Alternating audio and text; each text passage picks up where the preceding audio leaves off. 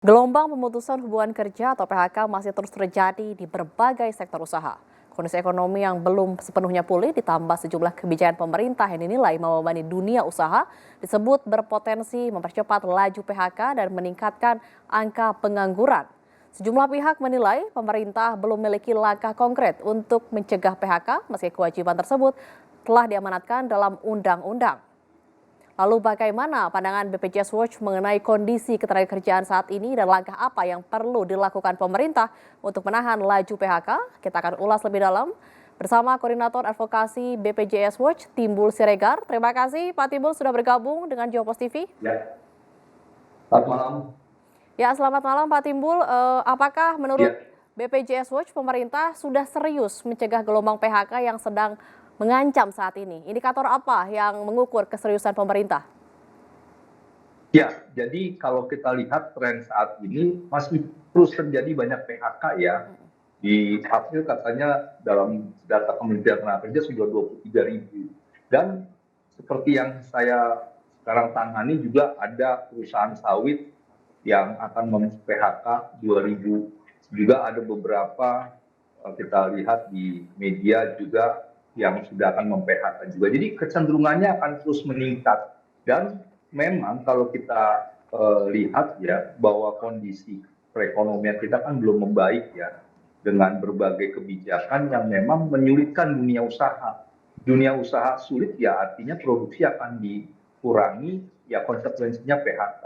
Nilai mata uang rupiah yang relatif terus melemah, kemudian kebijakan terkait dengan suku bunga BI rate sekarang sudah 5,5%, artinya konsekuensinya suku bunga pinjaman meningkat. Kemudian bagaimana juga padamnya listrik, itu kan juga mengganggu usaha. Bagaimana juga dengan bahan bakar minyak dan sebagainya. Nah ini kembali menghantam dunia usaha yang memang konsekuensinya akan mengurangi PHK, akan mengurangi jumlah karyawan, yaitu PHK. Nah, sudah terjadi yang seperti saya tangani yang tadi saya sebutkan, gara-gara kebijakan Satgas PHK, karyawan-karyawan di perusahaan sawit itu sudah mulai tidak dapat upah. Ada ya, yang ada di Kalimantan Barat, Kalimantan Timur, di Sumatera, dan kantor pusatnya di Jakarta. Kemudian juga ada beberapa yang memang di PHK karena memang kesulitan terkait dengan cash flow mereka. Nah, tentunya kalau saya perhatikan memang sektor padat karya ini yang sekarang terkena dampaknya. Karena memang mereka dengan kondisi import bahan baku sehingga untuk memproduksi dan akhirnya dijual dalam rupiah ini kan juga mempunyai persoalan dalam bentuk cash flow. Nah, jadi indikatornya ya PHK itu terus terjadi ya karena ada kebijakan-kebijakan yang memang mempersulit dunia usaha ya, dan tentunya ini yang kita dorong pemerintah supaya bisa turut serta melihat bagaimana kondisi dunia usaha yang terdampak oleh segala kebijakan pemerintah. Nah, ini misalnya terkait dengan adanya kesulitan cash flow ya harus diidentifikasi oleh pemerintah. Saya mendorong janjinya pemerintah dengan menghadirkan Satgas PHK yang sampai sekarang belum jalan. Sebenarnya Satgas PHK tuh punya tugas di sisi hulu, yaitu mencegah PHK itu. Bahwa memang di Undang-Undang 6 tahun 2023 pasal 151 kan juga dengan sangat jelas. Pemerintah diamanatkan untuk mengupayakan tidak terjadinya PHK. Artinya harus mencegah. Nah, jadi saya sih mendorong dengan segala kebijakan, dengan segala kondisi ekonomi yang belum membaik, dunia usaha harus ditolong oleh pemerintah sehingga dunia usaha tidak melakukan PHK, dan harus mengkaji ulang kebijakan-kebijakan yang memang berpotensi untuk terjadinya PHK. Nah, ini kan salah satu hal yang penting, kita butuh lapangan kerja. Di tengah memang kondisi penciptaan lapangan kerja kita juga sangat minim ya. Artinya dari kondisi 2 tahun pemerintahan Pak Presiden Prabowo kan hanya sekitar 2 jutaan yang memang terbentuk. Tetapi kalau kita lebih rinci, lebih banyak yang informal. Nah, sementara kita yang punya industri existing yang formal, khususnya pada karya banyak yang bertumbangan. Jadi dibukanya sedikit, yang ada pada ter-PHK gitu loh. Artinya ini menjadikan pekerja sektor formal itu akan berkurang sehingga lapangan kerja yang ada informal ini kan relatif tidak bisa kita pastikan bagaimana upah yang layak. Kalau di sektor informal tidak ada kepastian itu. Bagaimana mendapatkan jaminan sosial itu juga tidak ada di sektor informal.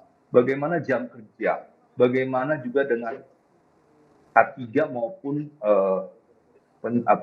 perlindungan kerja dan sebagainya. Nah ini Oke. semuanya kan harusnya diarahkan kepada sektor-sektor formal. Kalau kita baca stimulus pemerintah, pencipta lapangan kerja itu kan yang sektor informal.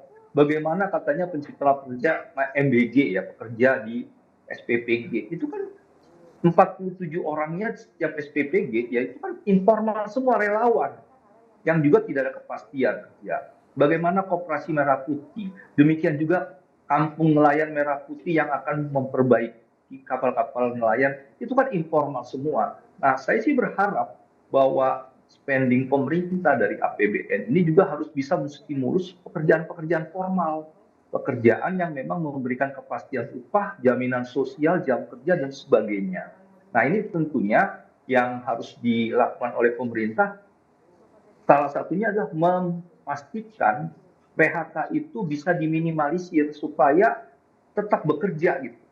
Dampaknya kalau banyak PHK kan terjadi pengangguran terbuka yang meningkat. Setengah menganggur kita kan masih tinggi, ya. Setengah penganggur itu orang yang bekerja tapi dia masih cari kerja. Itu ada 11,6 juta yang memang dia belum memiliki kepastian kerja dalam hal upah dan sebagainya. Nah, tentunya dari tingkat pengangguran terbuka dan setengah penganggur ini harus dibuka. Nah, yang ada jangan menjadi pengangguran. Kalau terjadi pengangguran, ya akan menjadikan konsumsi daya beli masyarakat menurun, konsumsi rumah tangga akan menurun, yang akan berdampak pada pertumbuhan ekonomi, karena kan 52% pertumbuhan ekonomi didukung oleh konsumsi. Kelas menengah kita menurun. Nah, ini kan semuanya akan berdampak negatif bila pemerintah tidak serius. Satu, membuka lapangan kerja lebih banyak di sektor formal khususnya. Kedua, mencegah terjadinya PHK. Yang ada ini harus dipertahankan. Jadi kalau saya berharap sih APBN juga serius memberikan stimulus kepada perusahaan yang memang mengalami kesulitan cash flow karena masalah rupiah, karena masalah suku bunga, karena masalah listrik, karena masalah tadi kebijakan misalnya Satgas PKH dan sebagainya, termasuk juga Koperasi Merah Putih yang mengancam gerai modern yang memang sekarang sedang eksis, sedang beroperasi begitu. Nah ini jadi penting untuk bagaimana kebijakan itu harus diselaraskan dulu dengan kepastian kerja. Kerja itu jangan sampai hilang karena kebijakan-kebijakan yang tidak tepat dari pemerintah begitu. Ya, BPJS Watch menyebut sejumlah kebijakan pemerintah justru berpotensi mempercepat laju PHK. Kebijakan mana yang menurut Bang Timbul paling berdampak terhadap keberlangsungan dunia usaha saat ini? Ya, sebenarnya kan terkait juga dengan tadi mengenai suku bunga, mengenai tadi kalau suku bunga dinaikkan kan rupiah juga nggak memuat, terkait juga dengan kebijakan Satgas PHK itu ya. Satgas PHK itu sangat sangat langsung bersentuhan dengan kepastian bekerja di sektor kelapa sawit itu ya. Tadi saya sampaikan, saya sekarang lagi menangani, membantu teman-teman di Kalimantan untuk bagaimana bisa bekerja kembali setelah pengusahanya tidak membayar upah selama 3 bulan. Karena apa? Ya karena dipersoalkan oleh Satgas PKH yang selama ini katanya banyak mengalami menjalankan kesalahan prosedur dan sebagainya. Nah kan ini bisa didiskusikan lebih lanjut asal jangan terjadi PHK lah seperti itu. Demikian juga dengan persoalan tadi rupiah yang memang bahan bakunya diimpor dari luar gitu ya. Ini kan juga harusnya dilihat oleh pemerintah, cash flow-nya itu terganggu gak kalau dia memerlukan rupiah lebih banyak untuk mengimpor dalam dolar, kan juga dia harus kita lihat cash flow-nya. Kalau dia menurunkan tingkat produksinya kan artinya pekerjaannya juga akan dikurangi dan sebagainya. Itu ya sebenarnya itu hal-hal yang memang langsung bersentuhan dengan dunia usaha yang memang bisa menyebabkan PHK berkelanjutan seperti itu. Oke. Di tengah meningkatnya kasus PHK saat ini, apakah BPJS Watch juga melihat adanya kendala yang dialami pekerja dalam mengakses hak mereka, khususnya terkait pelaporan dan pencairan JHT? Ya, sebenarnya sih kalau mencairkan JHT itu tidak terlalu sulit ya ketika dia mengalami PHK, 1 bulan kemudian bisa. Dan kemudian kalau dia PHK bisa mengakses jaminan kehilangan pekerjaan. Cuma kan yang menjadi persoalan kan adalah bagaimana mereka itu untuk melanjutkan pekerjaannya ketika dunia usaha juga ketika juga lapangan kerja tidak terbuka lebih banyak yang sektor formal, sehingga mereka banyak tergiring kepada sektor-sektor informal. Nah, tentunya kalau terkait dengan hak-hak mereka ya ini juga kan banyak persoalan ketika misalnya kritex lah, ketika mereka ter-PHK karena kepailitan yang dilakukan, yang diputuskan oleh pengadilan niaga, pemerintah kan juga tidak bisa menjamin hak pesangonnya karena asetnya nggak kejual. Nah, itu kan waktu itu dijanjikan oleh pemerintah, oleh Kementerian Tenaga Kerja bahwa akan ada investor baru. Nah, ternyata kan tidak. Saya sih waktu itu berharap ya bahwa asetnya Sritex ada ya. Ini kan pada karya yang banyak mem-PHK karyawan. Harusnya pemerintah bisa turun tangan misalnya terkait dengan Danantara. Ya beli aja asetnya, kelola lagi, benahi manajemen, kemudian produksi berjalan lagi, karyawan direkrutkan. Dengan dibelinya aset kan bisa membayar pesangon, kemudian pekerja bisa bekerja lagi. Nah, ini kan yang terus dibenahi, pasarnya sudah ada, kemudian juga tenaga kerja dan aset sudah ada, tinggal berjalan, tetapi kan ini tidak dilakukan. Dibiarkan saja aset itu menjadi ya terdepresiasi, akan menjadi tidak berguna lagi, akan menjadi nol, sehingga pesangon karyawan dibayar yang nggak dibayar karena nggak ada yang membeli aset ini, sehingga begitu saja. Nah, mengenai JHT dan JKP menurut saya sudah dibantu ya waktu itu ya, tapi kan tidak harus berhenti pada saat tidak berhenti pada JHT dan JKP, tetapi bagaimana juga hak karyawan atas pesangon itu juga. Nah, ini kan yang menurut saya kembali tidak diperhatikan juga oleh pemerintah, hanya janji ketika nanti ada perusahaan cash flow-nya terganggu, rugi dan sebagainya, mereka bertempur di Pengadilan Hubungan Industrial, Mahkamah Agung. Pemerintah tidak turun tangan, tidak bagaimana memastikan hak pekerja itu juga diperoleh.